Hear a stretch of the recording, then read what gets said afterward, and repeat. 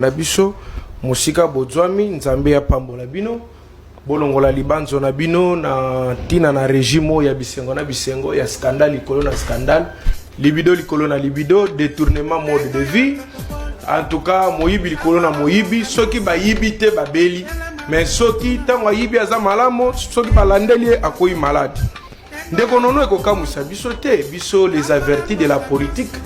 Hein, le cerveau de telle intelligence de la nation en matière de droit de l'Obenga Rangai Ndegonangai, et Zoka Moussabiso te pambate, Okoye Mona ete Tshisekedi na régime na ye, akamati avion akekotia na rail.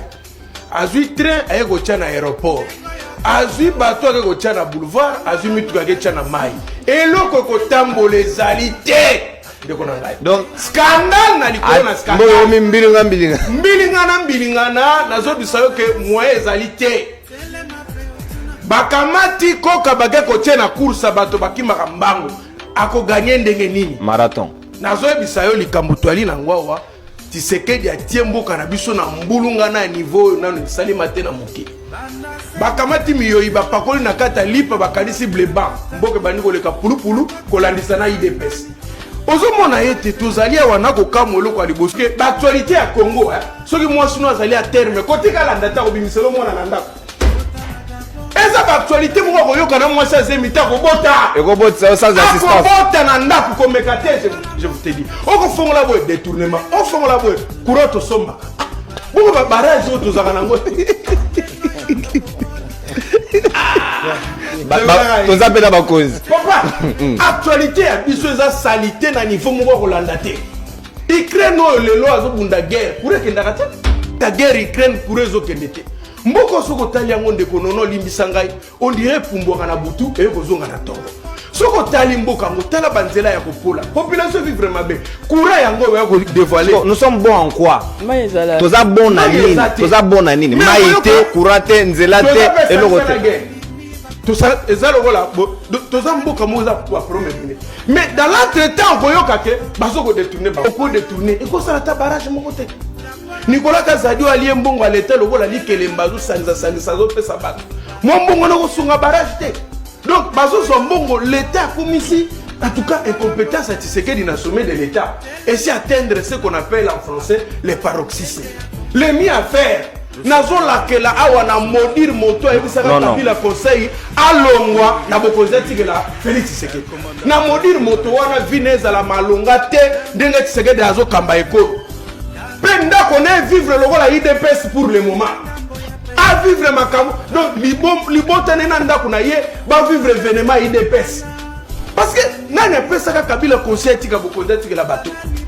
Imaginez-vous niveau et incompétence à modèle et les ministres sans gêne azo ko lebelo ko tumba mboka population ko ne ko combien abi yo bino za mutapese lengi ozo pese mission lengi mabe na ebite azo se peda ba virgule là yo non mais je suis en train de dire est-ce que en Allemagne ba pesa ambassadeur na biso afin qu'atamwa na une voiture de marque Mercedes en Allemagne et pourtant la Mercedes va sala rango na Allemagne mais à ce moment à Dubaï ça c'est un problème d'homme oh ce qu'on gagne en Lobani bon na Lobani il y a un problème d'homme ben là tout au vivre ça ba problème d'homme.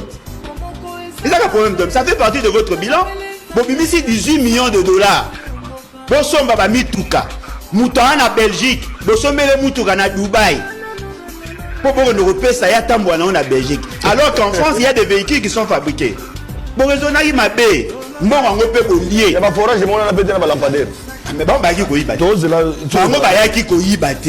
On a goûté ça dossier. N'a biso na wego de la Kisawa. 10 dossiers graves. Ok, moi, on va il faut pas kangaï. 10, il y a grave. Oh, Nicolas Kassé. Je vous dis ici, 10 dossiers graves. Oh, c'est qu'il faut pas kangaï. Ah bon? 10, il y a minene. Mais déjà, va permettre de poursuivre judiciaire. On a pas la mi balette. Bah, on s'est la momba pour que bah, il va quitter. Quand il a pour la mi balette. Est-ce que pour éviter que Mbongo Bima, 102 millions de dollars. Pour Mbongo, il y a retraité, agent à Kala, il y a HRPT. Il y a Parlement en transition. 102 millions de dollars. Mbongo Bima, ah bon? Est-ce que vous avez dit que Mbongo Bima, il y a Jekamine, retraité à Jekamine, mbongo na bango epima, bato ba bénéficier eza bango te. Est-ce que boyebi ke mbongo epima pona ko sala courant oya ko sala biso mbala suka ke ba tie courant na mwanda, mbongo epima 192 millions de dollars. Si le courant ezali. Est-ce que boyebi ke mbongo ya programme à 145 territoires oya za kolinga ko défendre mbongo epima na niveau ya exécution ya ba travaux ko qualité. Plus de 50% ya ba mbongo oya epima ki na programme ba okoka ko retracer en côté. Il y a autant de dossiers. Il y a autant de dossiers. 619 millions de dollars. Oh, il y a dossier à Dig Hall. Et bien, on attend la binote. 600 millions. 619, 619 millions. Autant de dossiers au Pino des agents. Oh, j'ai quand même mis bas, il faut raison. Mais de Golangaï, on le dit que la responsabilité. Il y a l'Ibosso, ça du côté soit pas à Luka lettre, il y a 19 juillet 2022. Pour Nicolas Kazali du Conseil commis l'engagement irrévocable du gouvernement congolais en faveur des concessions Stiver construites sur l'Electra RDC Joint 28. Il a demandé, la lettre existe, déjà envoyée aux journalistes, il a demandé aux banques commerciales. Bappé sa bateau, bon ezalaki, celui qui habite bon. Lui, je comprends. Il est cousin à Nicolas. Non, on parle pas de l'histoire des cousins ici. Moi, je ne défends pas par rapport à ça. Je suis en train d'analyser. Je ne veux pas aller dans les.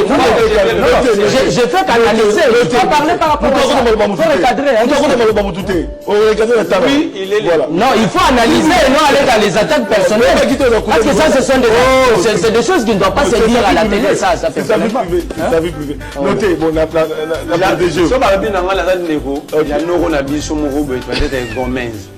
Est-ce qu'ils ont vie privée?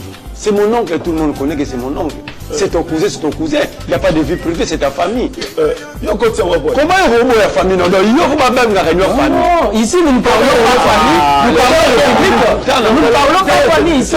2 minutes, ça veut dire que les contrats forage, c'est-à-dire contrat préfinancement.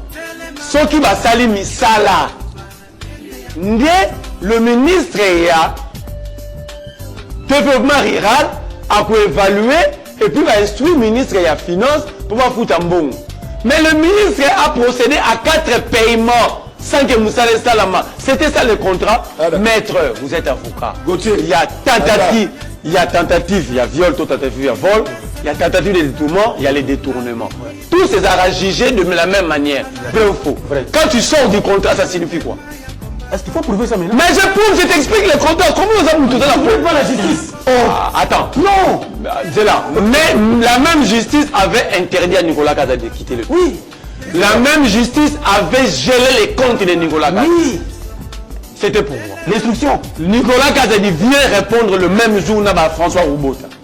Batini François Roubota à la prison parce que Nicolas Kazadi, le Parlement, l'Assemblée avait demandé que Bayokaye, ceux qui va trouver un liste sérieux, la culpabilité va s'enlever immunité. Ça a été fait par le procureur. Le lendemain, on utilise prétexte de la clause de l'Assemblée nationale qui va restreindre le mouvement a été. Maintenant, quand l'Assemblée nationale marche sous les décisions de la justice, vous trouvez ça normal? Vous parlez de l'état de droit? Vous êtes sérieux? Il s'agit de millions de Congolais. Ce n'est pas seulement ça. Arena, 105 millions. Financé par lui, pendant 25 ans par Batiouk, et ça pour le financement pendant que l'argent a été décaissé. 11 villas, l'Équateur. 11 villas, 11 millions de dollars. 6 millions de dollars, pardon. Fontaine, il n'y a pas Mbaliboso, il y a centre financier. Fontaine, 7 millions de dollars. C'est là, non. C'est là. Centre financier. Je suis dans la télé. Centre financier, 350 millions de dollars. 3 centres financiers, 350 millions. Un contrat mais financé par l'État congolais va vérifier. Je sais que vous... Attends, non, j'avance. Parlez de la justice. Parlez de justice. Même le ministre Costa Moutamba demandé si ça ne sera pas un bon. Il y a bien oui. Bon, mais il y a un préfinancement et la société. Il y a un préfinancement. Le lot, francophonie, 324 millions de dollars. Kende kuna banda kwa faillite, trop c'est tout. Tant que na bilo siko na tata Raphaël. Maman Tanzo, maman Tanza Sardi, oh, votre journaliste, comment t'en as ça, c'est un journaliste, on a des filles. Batutu, balanda, nga soko kekuno filmete, balanda, kususki. Quel film t'as maman les gars? Vous êtes des voleurs. Voilà. Oui, il peut être des voleurs. Utiliser je ne peux pas te dire sur un plateau de télévision qu'il traite des gens de voleurs. Ça c'est non. Ça c'est très fort. Ça c'est très fort. Yami Balé. Il dit Ngobila c'est un homme sérieux. Il dit Ngobila c'est un homme sérieux. Vous devez apprendre. C'est la fin de l'émission. Vous devez avoir fidèle. Qui a vendu dans quelque chose d'attendre à féliciter? Qui a vendu des bois verts Yama Inom? Qui a vendu quoi? Lorsqu'il y avait un bureau, il y a non, d'abord l'exploitation.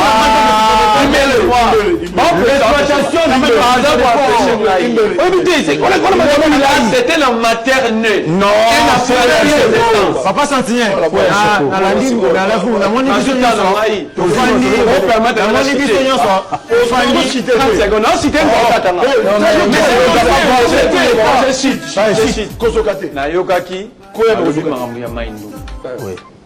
Oui, il y a eu élection.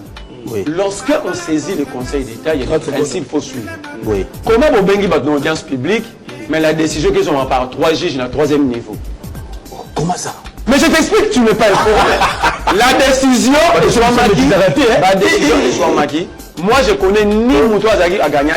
Vous étiez ici la session passée. Vous avez demandé les prêts, l'accord des prêts de 250 millions de dollars pour le projet Kinyelenda. Et vous avez promis avant fin décembre, Selembao, Bumbu, Ngaliema, Pigeon et les communes de la ville de Kinshasa auront l'eau de la régie des eaux. Mais vous êtes passé ici comme si rien n'était. Vous êtes rentré et la page est tournée selon vous. L'FMI donne des crédits de plus de 100 millions de dollars avec 0% de taux d'intérêt. Vous, économistes, vous, ministre national des finances de notre pays, vous venez avec un projet. D'abord, un chiffre modique, 50 millions de dollars, avec un taux d'intérêt de 3%. Vous avez quelle intention? Je vais demander au ministre, monsieur le président, il a quelle intention? Lui qui est garant de notre finance, il travaille pour qui? Pour les Congolais ou bien pour les autres? Président, vous allez demander au ministre des Finances de se repentir. Il se distingue dans les bons sens. Kazadiaye a foutu biso na vie Maurice. Mwa miete.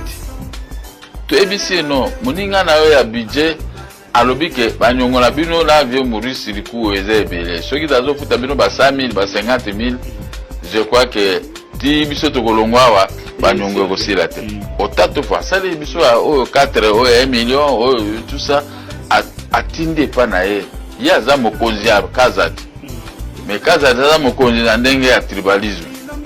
Comment ça? Mais quand ça bateau. Dans ce lobby mototo ayebi. Tu te comprends? Mototo ayebi. Ya za mokonzi ya Kazadi. Aza ministre d'État. Kazadi a simple ministre. Mais ya za azandeko ya mokonzi ya mboka. Mais aza mokonzi siko ya Boja. Aye siko aza mokonzi na ndenge ya mwanetu. Ndenge za ata ya tindile mikanda alingo futa alingi te akufa amona epamba atindile biloka biso futaka afuti bisoka o ye moko asalaka na ndenge na ele tokendo mona ele azaki no na motema motau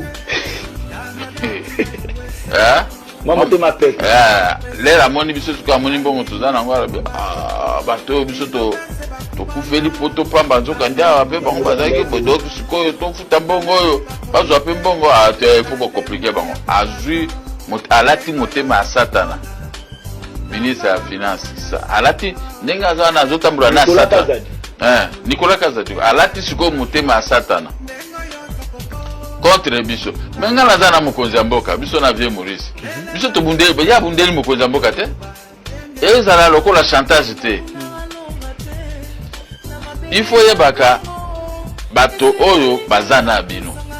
Comment on attaque au moninga bidon le quoi na moni boye ce qu'il faut ça la boso à sali brete. Oh tout ça. Balobi to pesa $700,000 sur ni ba futa biso. Oh. Biso dobi $700,000 biso bato ayo sacré biso bato amokonzi mboka to futa so bolingi ba futa mbongo na bino wana bo pesa $700,000. Na kesa l'état to wana. Bon boule c'est bandi wana.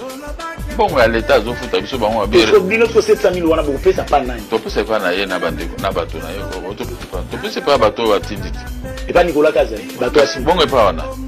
Moto ya biso aza mwana na ye, oyo ye moko aboti. Na muchopo na ye mwana na ye na mwana moko aza wana mwa petit moko aza soki Elisha soki ni soki uta pe apitu ebite kama petit mukemo ya ko abimbi aleki ata immeuble oya o Mobutu atongo esa basa na monene. Donc o elobi nzambe. Et o elobi nzambe te elobi Nicolas Kazali. Bo pesa ye na titre ya nini? Corruption. Bongo bango bato bali te yango kote ya corruption. Ah biso to ba makambo pourquoi balandela biso te? Comment mboko pesa géré par aventure? On moni pesa politicien va na télévision zo bisa likambo munene mbobino bovandi kaka. Bozo banga. Biso tobi to kopesa mbongo te ngai moke na kokoro. Ngana za politicien éducateur de la masse. Na bana olaxer comme kama corruption. To komi na conflit libéral lokwa na répondre ki ne babi bon lokolo boy ko répondre dossier no to chango. Ya yo na vie mo sur kuro. Na tiroir te o tiroir zo bendi na cimetière. On va pundia ngo libela. Esili. Kwa zakia vanyi bozaki ko kilande apo. Ye pa zaka ndenga na azofuta kaka mena mbeka beka to. To zara kinde le ennemi mo